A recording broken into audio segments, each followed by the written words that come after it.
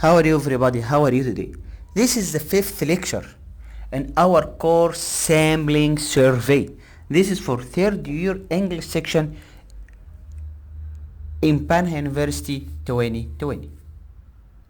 Now, we will go to the last box in lecture number 4 related to the 3 main equations. The first equation, estimator of population mean mu hat equal y bar equals the summation of all the observation divided by the number of observations. The second, estimated variance of y bar v hat y bar equal 1 minus n small over n capital multiplied by s square over n. This is the second important equation in simple random sampling discussed in the last lecture. And the bound on the error of estimation, as we stated previously, when we obtain the variance and make the square root of variance, we can obtain a standard deviation. When standard deviation multiplied by 2, we can find the bound on the error of information. Something very important to know. The quantity 1 minus n small over n capital is called the finite population correction. FBC, denoted by or abbreviated by FBC. Note that this the quantity 1 minus n small over n capital is called the finite population correction. This is very important to know very closely for every student. Now we will go to example 4.2 in your reference. Refer to the hospital audit in example 4.1 and suppose that a random sample of n small equal to 100 accounts is selected from the total of n equal 1000. This is the total accounts in the hospital. The sample mean of accounts is found to be y bar equal $94.22 and the sample variance is square equal 445.21. Estimate mu, the average due for all 1000 hospital accounts, and place a pound on the error of estimation. This is very easy example. This is a direct substitution in the mathematical formula. We use y bar equal $94.22 to estimate mu. A pound on the error of estimation can be found by using equation 4.3 in the first box related to equation 4.1, 4.2 and 4.3. Y bar is the estimation of mu. Obviously, it's very easy, it's very clear. So that 2 with square root of v hat y bar equal to square root 1 minus n small over n capital multiplied by square over n small. This is a direct substitution in equation 4.3 so that we can find the bound on estimation equal 2.67. Thus we estimate the mean value per accounts mu to be y bar equal $94.22 because n small is large. The sample mean should possess approximately a normal distribution.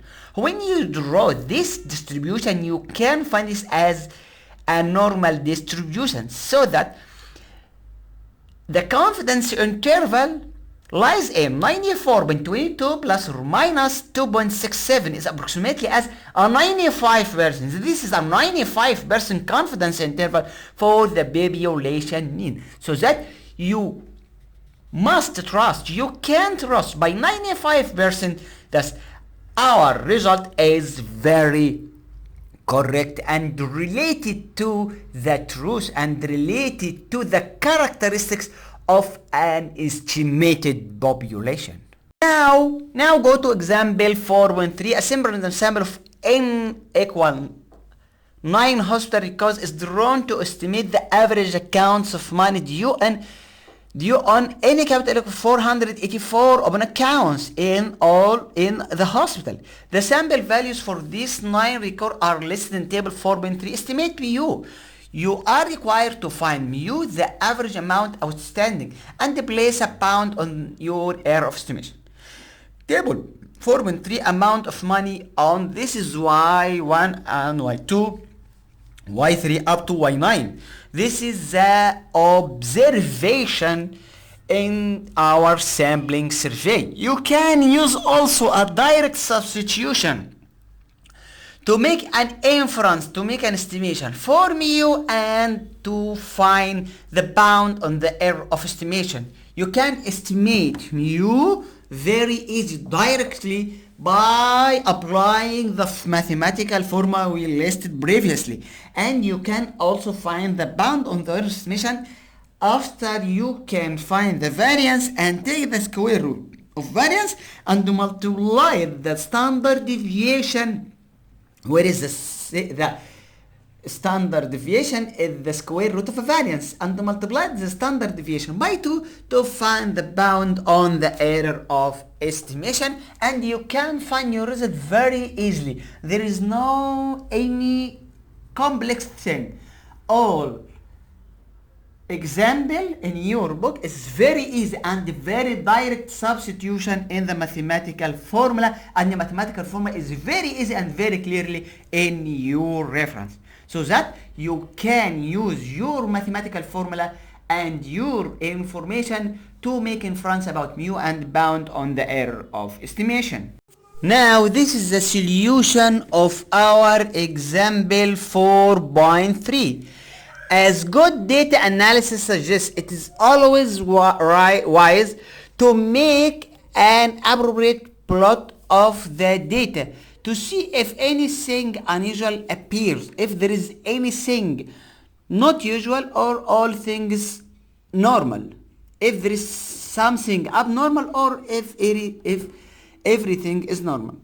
Figure 4.3 shows the box plot of this data, which suggests that two of the observations are a bit unusual compared to the rest, one on the high side and one on the low side. Perhaps the investigator should look at these two accounts again to see if they represent something different from the rest of the accounts in the sample. You can show this figure in your book, in your reference. Our estimate of mu is y bar equal the summation of all observations divided by the number of observations. The summation of observations 368 over 9 equal $40.89. To find and bound the error of estimation, we must compute s square. Summation yi minus y bar to the power 2 over n minus 1 equal 35.67. And use equation 4.3 to obtain the bound error estimation, the square root of a variance, and multiply it by 2, you can find the bound on the error of estimation. You can show that this is 200, it's not correct. This is 9, and 1000 not correct. 1000 must be equal 484. This is a typing error, you must note that. And the s square not 445.21. It's equal 35.67 over also not 200 over 9, because in this example n equal 9 and n capital equal 484, but in the previous example 4.2, n small equal 200 and n capital equal 1000, so that you must make this 200 equal 9 and 1000 equal 484 and 200 equal also 9 and 445.21 equal 35.67. You can find your result equal $3.94. To summarize, the estimate of the mean amount of money owned per account mu is y bar equal $40.89, although we cannot be certain how close y bar is to mu. We are reasonably confident that the error of estimation is less than $300.94, so that your result is very good estimator for mu and bound on the error of estimation. And we can rely on this result because the error 3.94, not more than that. How are you everybody? How are you today? This is the 5th lecture in our course sampling survey. This is for 3rd year English section in Panha University 2020.